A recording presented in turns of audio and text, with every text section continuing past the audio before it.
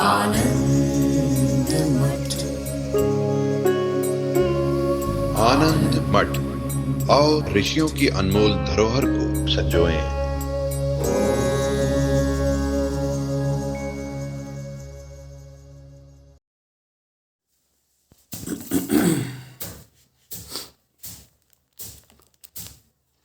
प्रभु श्री राम जी अवस्थाओं का विवेचन कर रहे हैं। इस स्थूल शरीर को प्राप्त जो नैसर्गिक अवस्थाएं हैं, उन अवस्थाओं का मिथ्यात्व, उनके दोष, इसका जब कोई ठीक ठीक विवेचन करता है तो वह वैराग्य के उदय में सहायक होता है।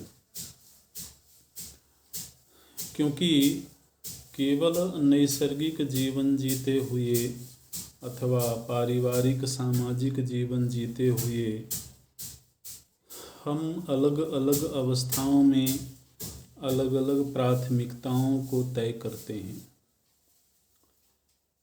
समाज हमें एक तरीके से शिक्षित करता है, वो हमारी प्राथमिकताएं तय करता है और उन्हीं के अनुसार फिर हम इस जीवन को गुजारते हैं। लेकिन एक विवेकशील व्यक्ति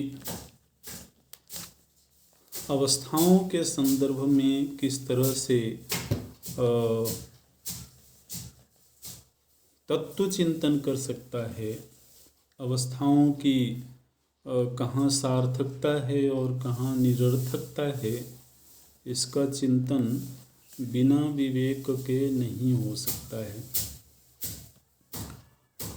बोलते हैं, बाल्ये गते कल्पित केलिलोले मनोमृगेदार दरीषु जीर्णे शरीर के जर्जरतां प्रयाते विदूयते केवलमेव लोकः। प्रभु जी बोलते हैं कि बाल्ये गते कल्पित केलिलोले, बाल्यावस्था का अधिकतम समय तो केवल मनोरंजन में, केवल खेल कूद में ही व्यतीत हो जाता है। मनोमृगेदार दरीषु जीर्णे, और युवावस्था में यह जो मन है, यह स्त्री अथवा पुरुष के आकर्षण में, उसके सुखोपभोग में बीत जाता है। और शरीर के जरताम प्रयाते विदूयते केवलमेव लोकः, इस शरीर को जब जर्जर अवस्था प्राप्त होती है तो उस समय यह बेचैनी में, अस्थिर चित्त के साथ में, तरह तरह के व्याधियों के साथ में, शारीरिक मानसिक क्लेशों के साथ में जर्जर अवस्था को हम व्यतीत कर देते हैं। मैंने अगर हम केवल प्राकृतिक जीवन जी रहे हों तो अवस्थाएं कुछ इसी तरह से ही व्यतीत होती हैं। शारीर नौश्चर्म निबंधबद्धा भवाम्बुधा वा लुलिता भ्रमन्ति प्रलोड्यते पंचभिः इंद्रियाख्यैः अधो भवन्ति मकरैर धीराः। बोलते हैं कि यह जो शरीर है, चर्म से आवेष्टित शरीर,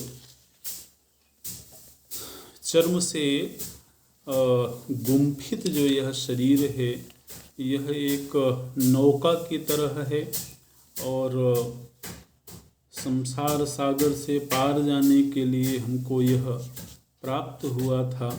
लेकिन यदि हम उस लक्ष्य को प्राथमिकता में नहीं रखते हैं तो जो 5 इंद्रिय रूपी मगरमच्छ हैं, ये इसको प्रायः डुबो दे देते हैं। यह इस संसार सागर में ही डूबता उतराता रहता है, ऐसी शारीरिक स्थिति है। इस जीवन में महापुरुष कौन है? तो बोलते हैं कृच्छ्रेषु दूरास्तद विषाद मोहा। विपरीत परिस्थिति में, प्रतिकूल परिस्थिति में भी जिसका चित्त विषण्ण नहीं होता है, जिसका मन निर्वेद को प्राप्त नहीं होता है, खिन्न नहीं होता है, और स्वास्थ्येषु नोत्सिक्त मनोभिरामा, जब प्रसन्नता का समय हो, अनुकूलता का समय हो, तो उस अनुकूल परिस्थिति में यह अहंकार से नहीं भर जाता है। सुदुर्लभा संप्रति सुंदरी भी अनाहतांतःकरणा महांतः। और युवावस्था से संपन्न होकर के भी जो स्त्री भोग में आसक्त होकर के और जीवन को नष्ट नहीं कर देता है, ऐसा जो व्यक्ति है उस व्यक्ति का मिलना बड़ा दुर्लभ है। ऐसे व्यक्ति को हम महांतः, महापुरुष बोलते हैं। कठिन परिस्थिति में जो विषण्णता को प्राप्त नहीं होता,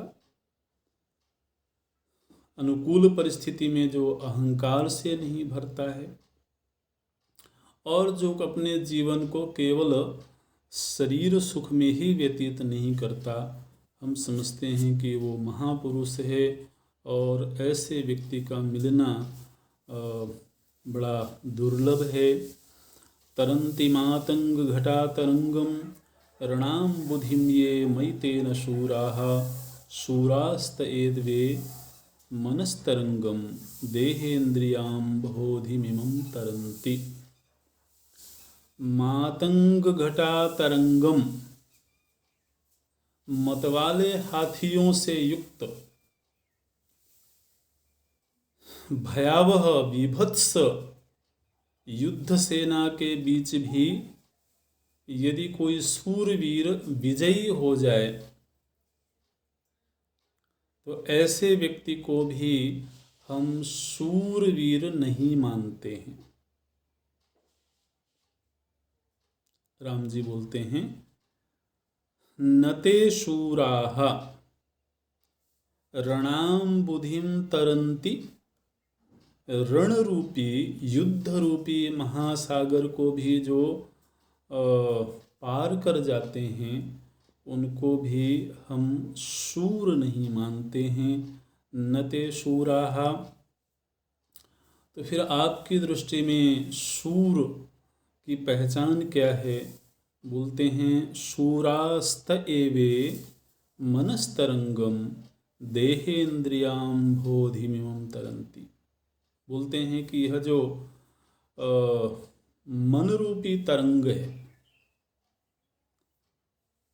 और देह रूपी समुद्र है, इस देह रूपी समुद्र और मन रूपी तरंगों के बीच रह कर के भी जो इससे पार हो जाए, मैं समझता हूँ कि वही शूर है, वही वीर है। अक्लिष्ट पर्यंत फलाभिरामा न दृश्यते कश्चिदेव काचित् क्रिया दुराशा हत चित्तवृत्ति यामेत्य विश्रांतिमुपैति लोका। केवल सांसारिक जीवन जीते हुए, केवल शरीर परायण जीवन जीते हुए आज तक ऐसा कोई व्यक्ति नहीं हुआ जिसको परम विश्रांति की प्राप्ति हो गई हो। केवल शरीर के सुखोपभोग परायण होकर के जीवन जीने वाला ऐसा कोई व्यक्ति नहीं हुआ जो कि विश्रांतिम उपैति लोका, परम विश्राम को प्राप्त हो गया हो और जिसका संसरण आत्यंतिक रूप से छिन्न भिन्न हो गया हो, आत्यंतिक रूप से नष्ट हो गया हो, ऐसा कोई व्यक्ति देखने में नहीं आया है अब तक। कामार्थ धर्माप्ति कृतांतराभिः क्रियाभिरादौ दिवसानि नीत्वा चेतश्चलद बर्हिणपिच्छलोलं विश्रांतिमागच्छतु केन पुंसः। केवल धनार्जन और भोग तृष्णा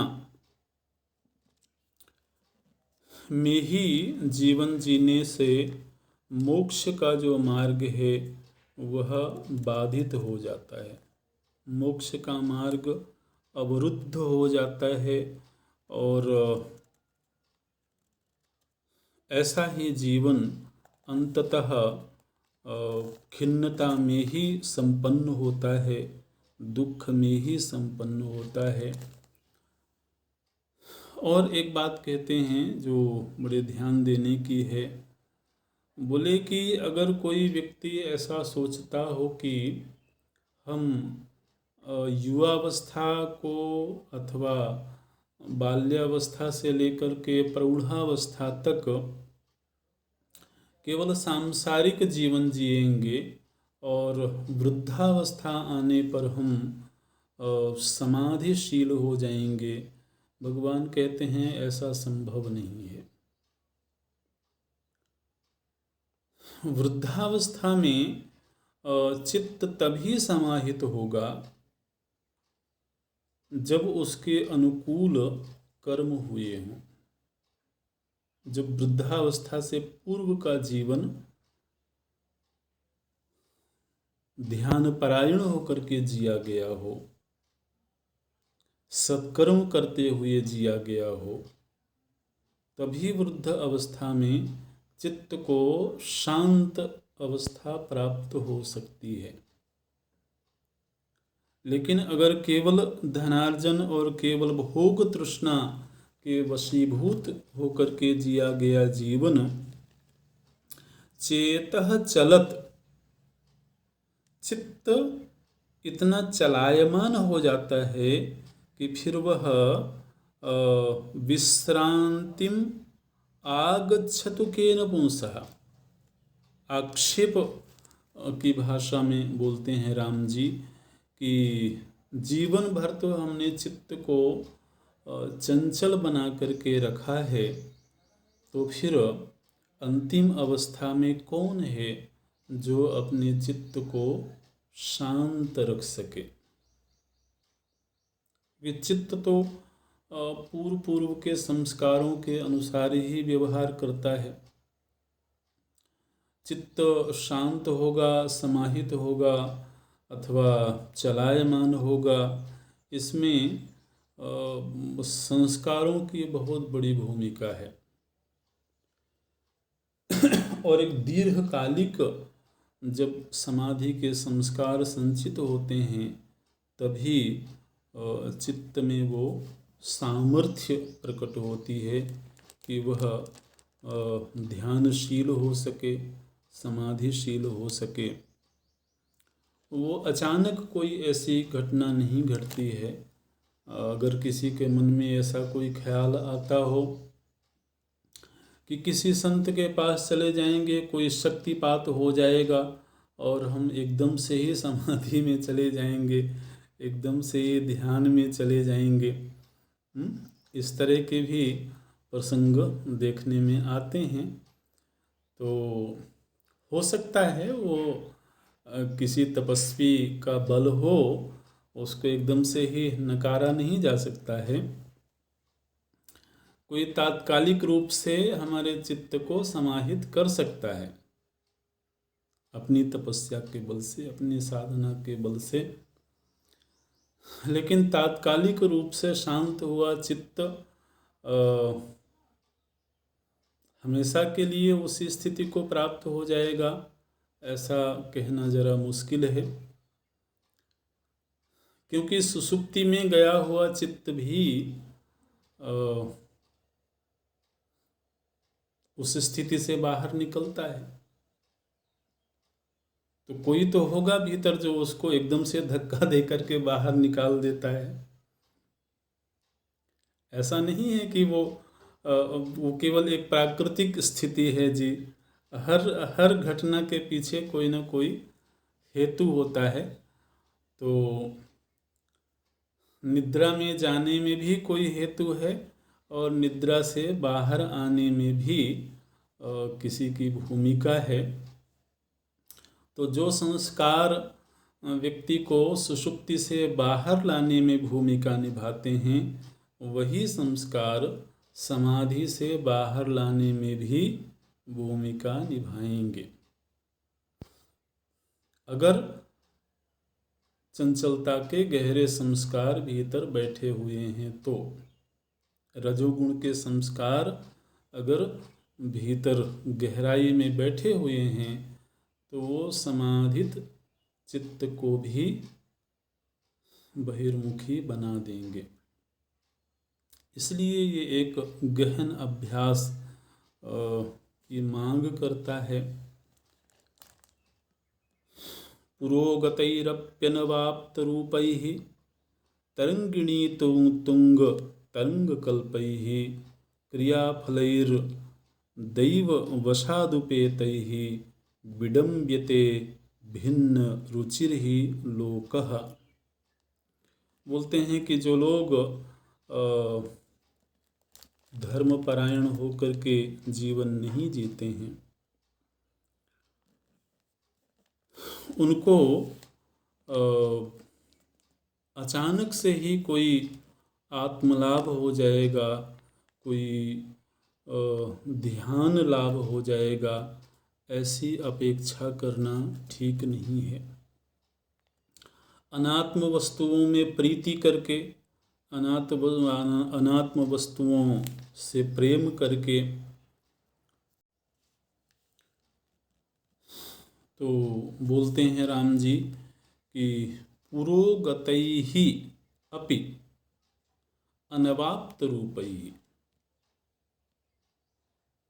सामने उपस्थित हुए पदार्थ भी, चाहे वो स्वर्गिक ऐश्वर्य ही क्यों ना हो,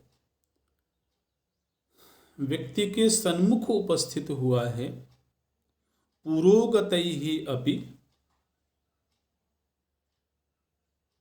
ऐसे वस्तु कोई भी के विषय में भी ये दृढ़ निश्चय नहीं कर लेना चाहिए कि वो वस्तु तो अब हमें प्राप्त हो ही गई।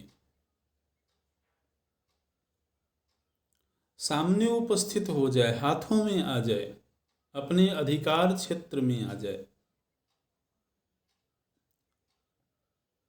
ऐसा होने पर भी वो तरंग की तरह से है।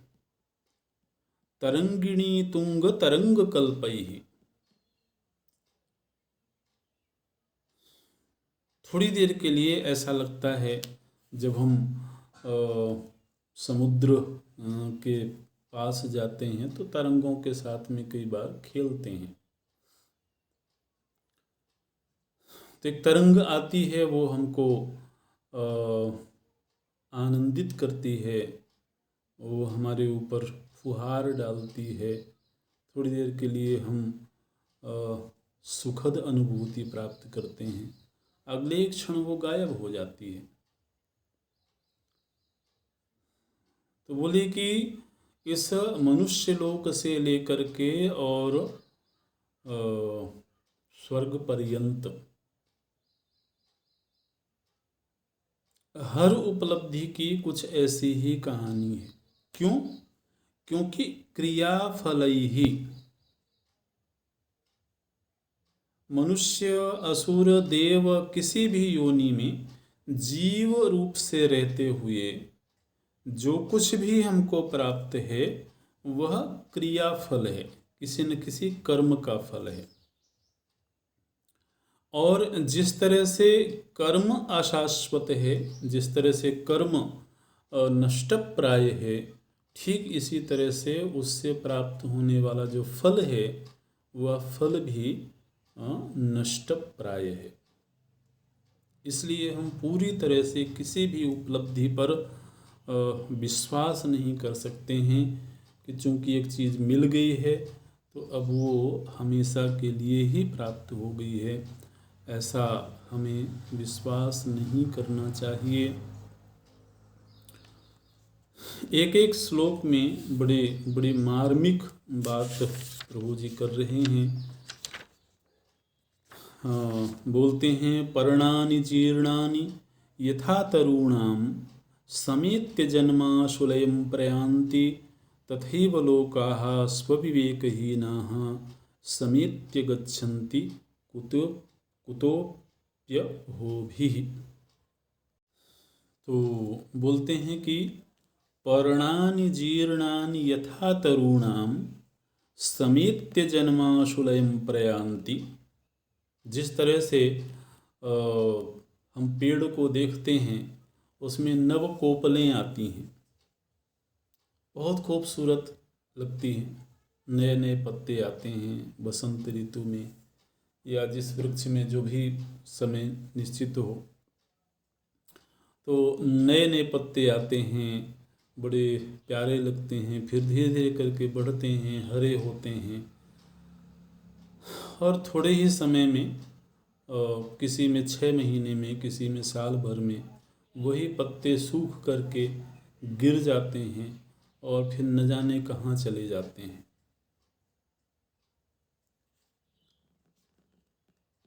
बोले इस जीवन की भी कुछ ऐसी ही दशा है।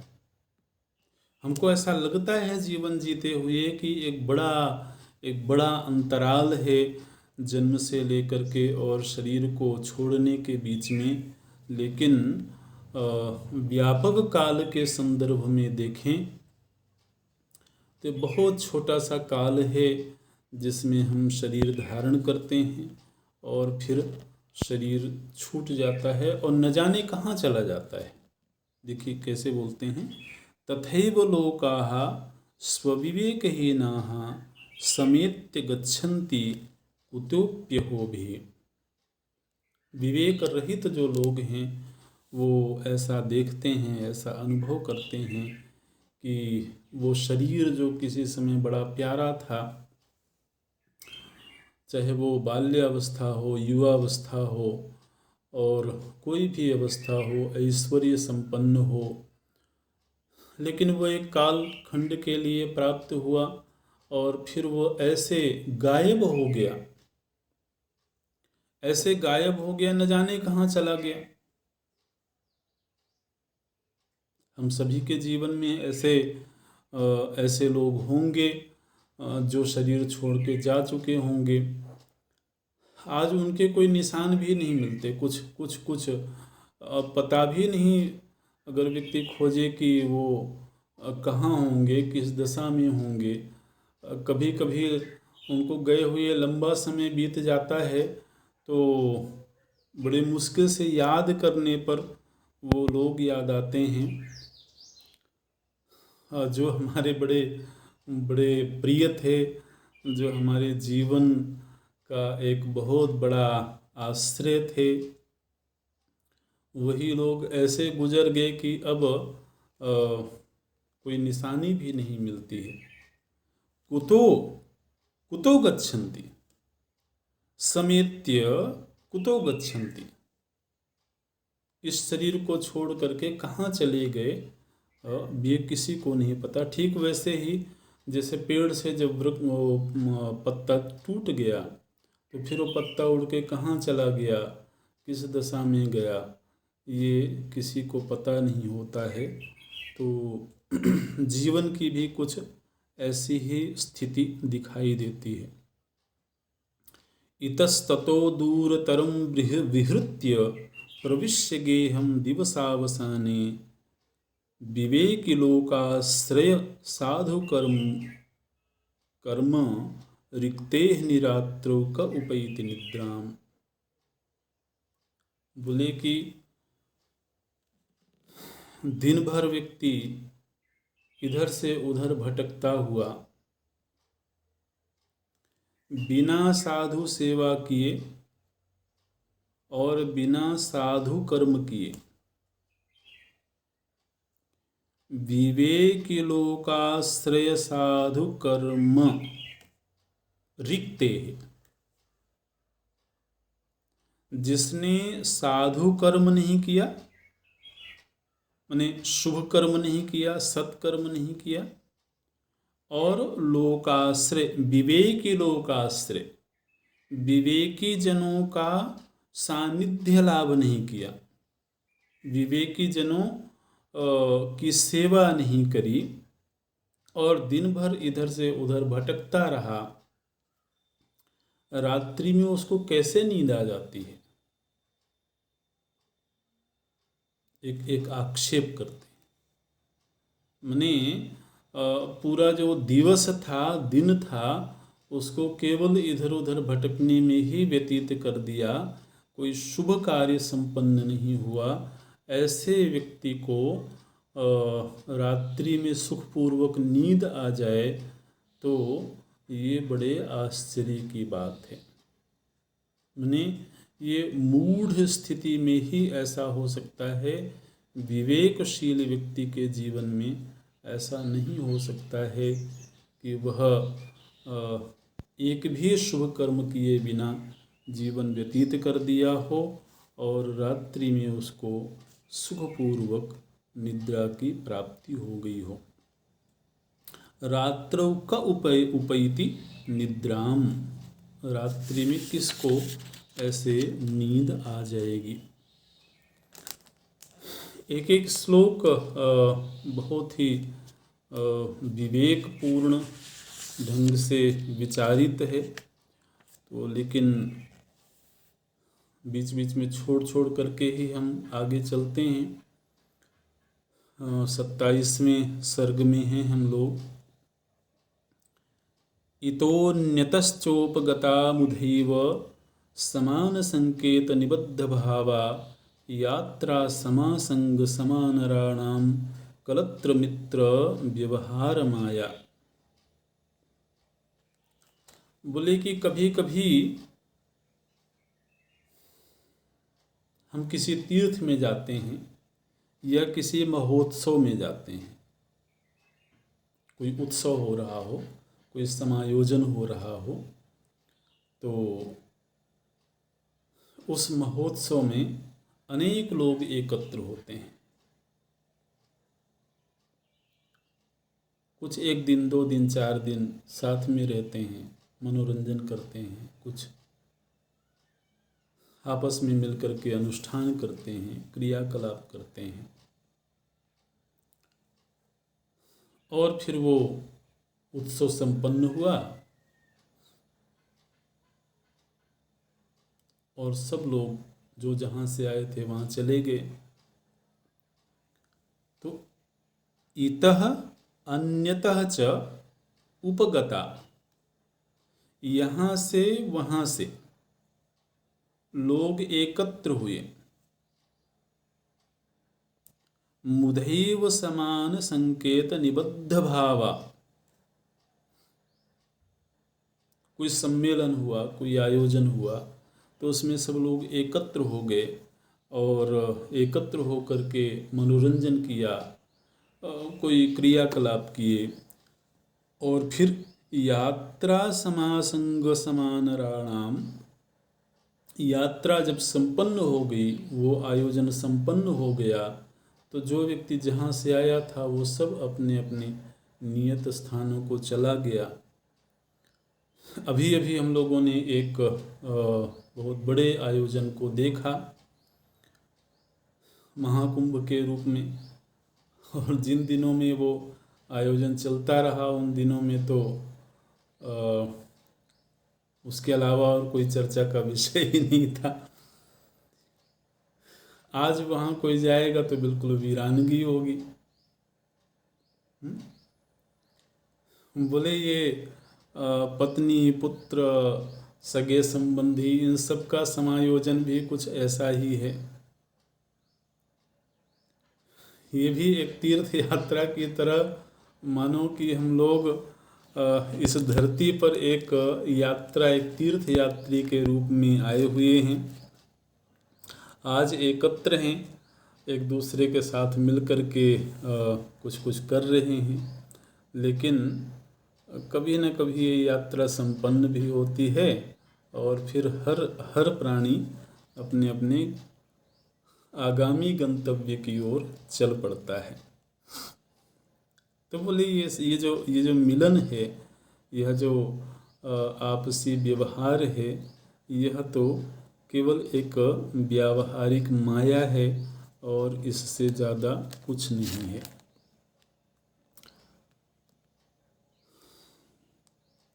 संसार संरंभ कुचक्रियेयम,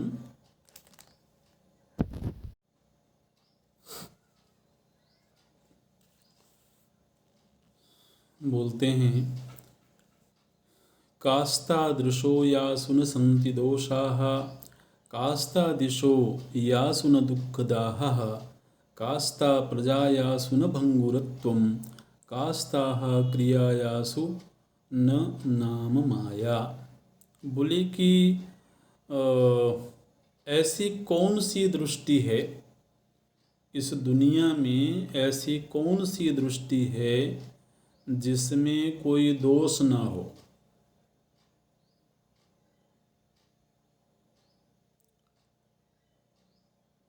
ऐसी कौन सी दिशा है जिस दिशा में दाह न हो। कास्तादिशो यासुन दुःखदाः, ऐसी कौन सी दिशा है जिस दिशा में हम चले जाएं और उस दिशा में कोई दुख ना हो, कोई क्लेश ना हो। ऐसी कौन सी दृष्टि है जिस दृष्टि में कोई दोष ना प्रकट हो जाए। माने कोई विचार, कोई दृष्टि हमको बड़ी उचित लगती है, बड़ी अनुकूल लगती है, लेकिन वही दृष्टि किसी और के संदर्भ में दूषित हो जाती है। किसी और परिप्रेक्ष्य में वही दृष्टि दोषपूर्ण हो जाती है। दृष्टि मतलब विचार, निर्णय है ना, सिद्धांत।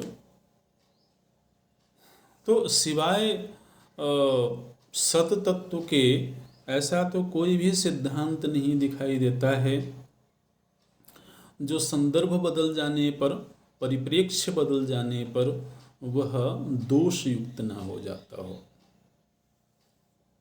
ऐसे इसी तरह से किस दिशा में चले जाएं, व्यक्ति की कोशिश रहती है ऐसी कोई दिशा मिल जाए, ऐसा कोई देश मिल जाए जिस दिशा में चले जाने से दुख दाह ना हो, लेकिन ऐसी कोई दिशा नहीं दिखाई देती है।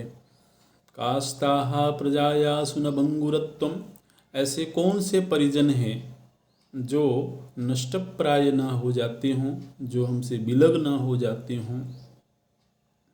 और कास्ताः क्रिया यासु न नाम माया। देखिए ये सब विचारणीय बिंदु हैं। अब प्रभु जी ने तो बहुत चिंतन किया है, बहुत विचारणा करी है और तब वो बोल रहे हैं, लेकिन हमें भी ये विचार तभी पूरी तरह से आत्मसात होंगे जब हम स्वयं इन बिंदुओं पर विचार करेंगे।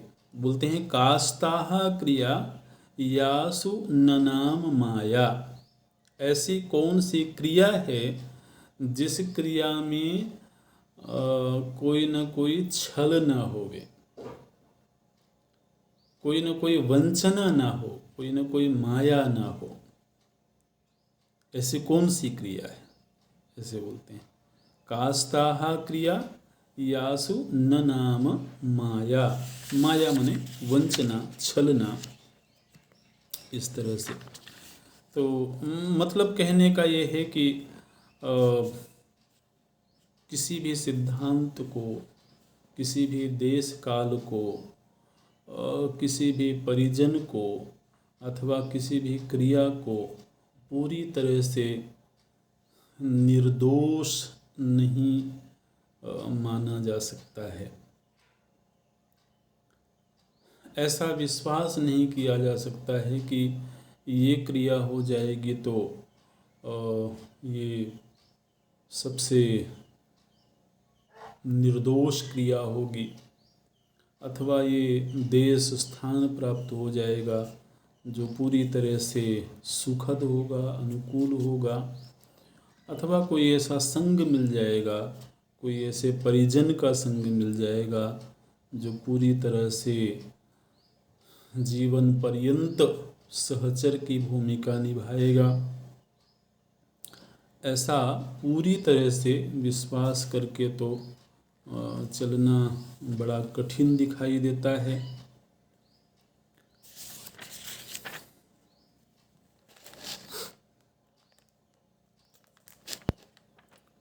आलोक्यते चेतनयानुविद्धा पयोन्वद्धोस्तनयो नभाः स्थाः पृथक् विभागेन पदार्थलक्ष्म्या एतज्जगन्नेतरदस्ति किंचित।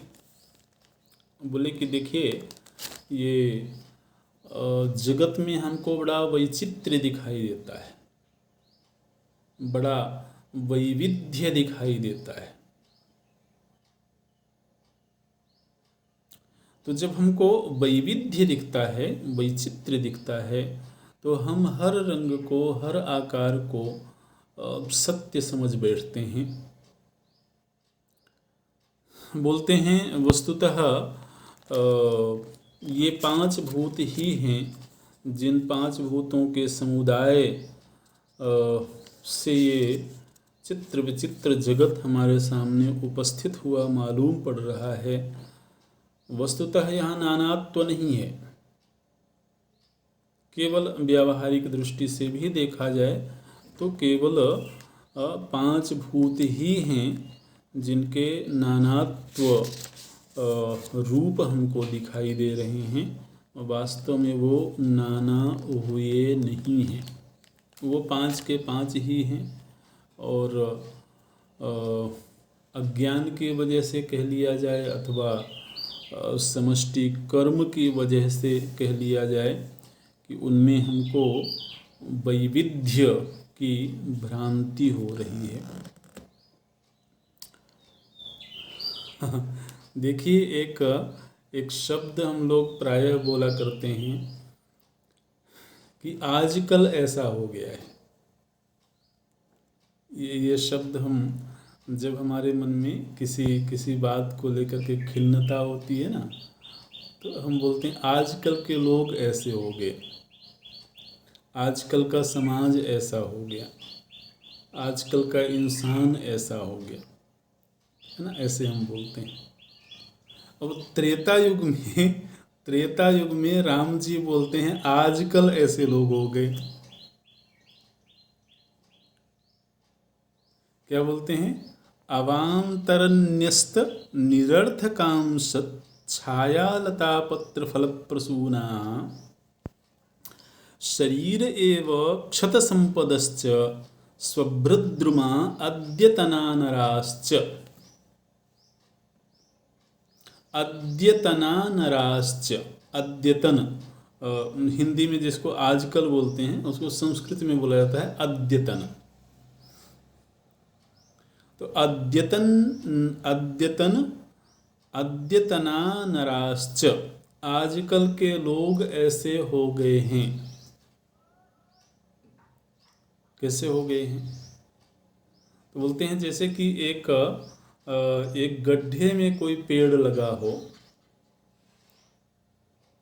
तो उस गड्ढे में लगा हुआ जो पेड़ है उसके चाहे फल गिरें, उसके चाहे पत्ते गिरें, उससे कोई चाहे रसस्राव हो, वो केवल उस गड्ढे तक ही सीमित रह जाता है। इसी तरह से आजकल के जो लोग हैं उनकी उपलब्धियां, उनका सुखोपभोग, वो सब एक गड्ढे तक ही सीमित है। उससे लोक कल्याण नहीं होता है, समाज को कोई लाभ की प्राप्ति नहीं होता है। हर व्यक्ति ऐसा लगता है कि जैसे एक गड्ढे में गिरा हुआ है, एक गड्ढे में कैद है और उसके सारे सुख दुख वहीं तक सीमित हैं। ऐसा आजकल के लोगों में हो गया है। ऐसा राम जी बोलते हैं। अवांतरन्यस्त निरर्थकांश छायालता पत्र फल प्रसूना। अब गड्ढे के भीतर है वो पेड़, तो उस पेड़ की छाया भी केवल गड्ढे तक सीमित रहेगी, उससे गिरने वाले जो फल हैं वो भी उसी में सीमित रहेंगे, उससे गिरने वाले पत्ते भी उसी में सीमित रहेंगे। तो बोले इसी तरह से यह जो मनुष्य है, शरीर एव क्षत संपदश्च, यह जो व्यक्ति है, मनुष्य है, केवल इस शरीर रूपी गड्ढे, देखिए वहाँ पर साम्य साम्य कहाँ पर देखना है, जब कोई उपमा दी जाती है तो उसमें साम्य देखना होता है। तो इसी तरह से यह जो मनुष्य है, यह शरीर रूपी गड्ढे में ही घिर गया है, इसलिए इसकी हर उपलब्धि, हर क्रिया इस शरीर तक ही केंद्रित है, और शरीर के सुखोपभोग, इसकी सुरक्षा, पोषण आदि में ही व्यक्ति अपना जीवन व्यतीत कर देता है। ऐसा हम देखते हैं आज के समय में।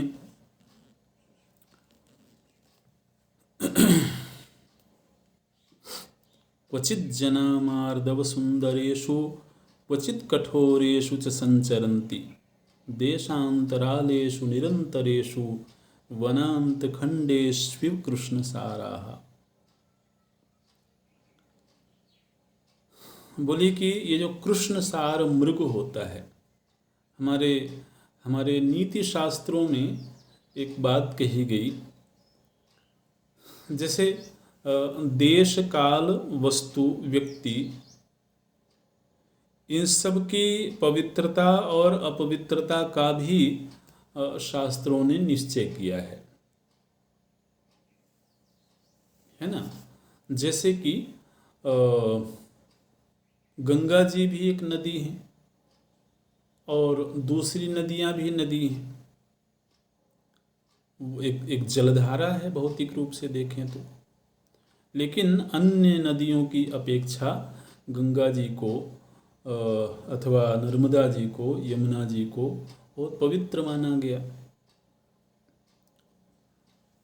तो उन्हीं में थोड़ा व्यवहारिक रूप से भेद हो जाता है। तो इसी तरह से हमारे नीति शास्त्रों में एक बात आई कि देश कौन सा अच्छा है, कौन सा देश पवित्र है, शुभ है। देश से तात्पर्य है स्थान। तो उसके अनेक पैमाने हैं, अनेक उसके घटक हैं, लेकिन उनमें से एक चीज ये बताई गई कि जहाँ पर कृष्णसार मृग होते हैं,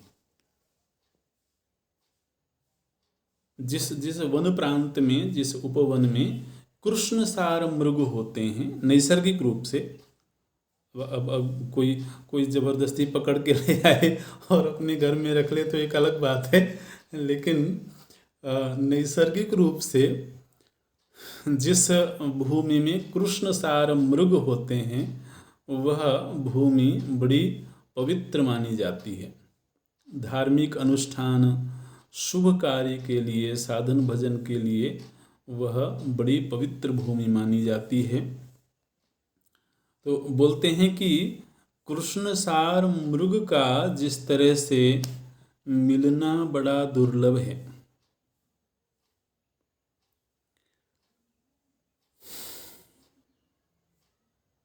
बहुत खोजने से ही कहीं कहीं पर उनकी प्राप्ति होती है। ठीक इसी तरह से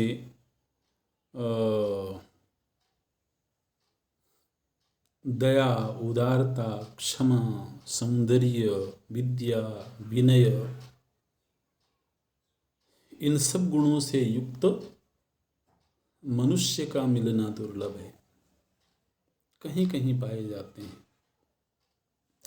एकदम से ही नहीं होंगे ऐसा भी नहीं कहते हैं, लेकिन कृष्णसार मृग की तरह ऐसे पवित्र हृदय वाले लोगों का मिलना दुर्लभ है। लेकिन ऐसे लोग भी कभी कभी दुराचारियों के मध्य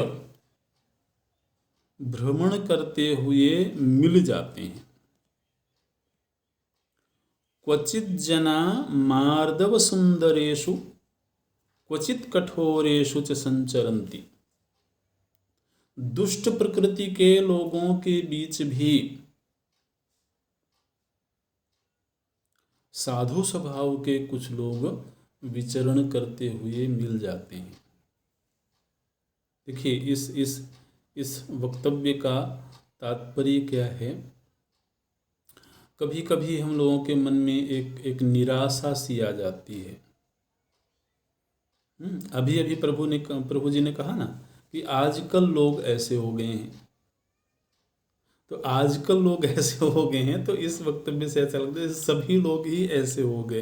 अब तो कोई विश्वसनीय रहा ही नहीं। तो इस बात को सुन करके थोड़ा मन में एक खिन्नता, एक निराशा की वृत्ति भी आती है। तो कोई एकदम से ही निराशा में न चले जाए, तो अगले ही श्लोक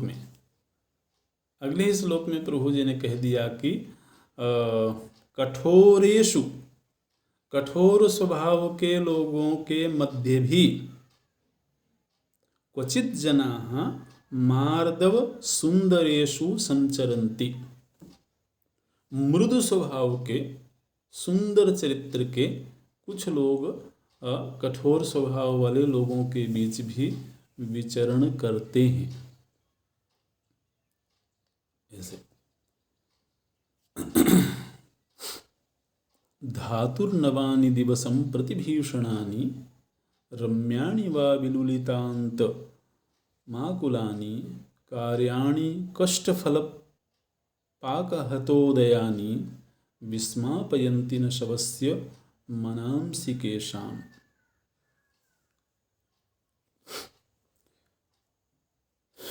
बोलते हैं कि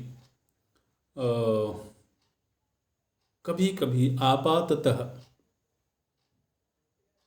हर जगह हर काल में तो नहीं, लेकिन आपाततः कभी कभी ऐसे लोग जरूर मिलते हैं जो कष्ट के बीच भी कोई शुभ फल लेकर के आते हैं। कष्ट के बीच भी कुछ सुखद अनुभूति लेकर के आते हैं। और ऐसे भी आश्चर्यचकित कर देने वाले विवेकशील पुरुष भी इस धरती पर प्राप्त होते हैं। इसलिए पूरी तरह से और स्वाभाविक है, राम जी के सन्मुख विश्वामित्र जी विराजमान हैं, वशिष्ठ जी विराजमान हैं, तो एकदम से ये कह देना कि इस समय में प्रत्येक मनुष्य ही देह रूपी गड्ढे में गिरा हुआ है, वो थोड़ा सा ठीक नहीं होगा। तो साथ में प्रभु जी ने ये बात भी कही। ओम पूर्णमदः पूर्णमिदं पूर्णात् पूर्णमुदच्यते पूर्णस्य पूर्णमादाय पूर्णमेवावशिष्यते। ओम शांति शांति शांति। हरि ओम। श्री